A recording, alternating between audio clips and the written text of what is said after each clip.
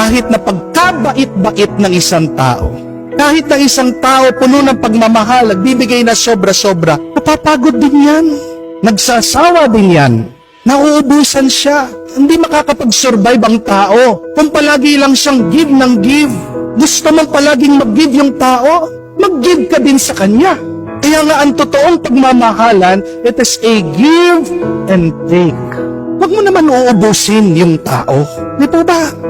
Ang tunay nagmamahal, hindi niya mapipigilan na siya ay magbibigay.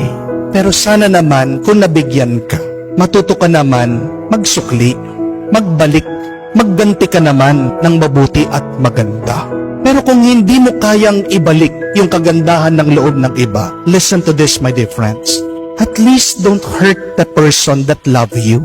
Ang dami mga tao sobra-sobrang magmahal. Pero ano yung balik sa kanila? Tira-tira.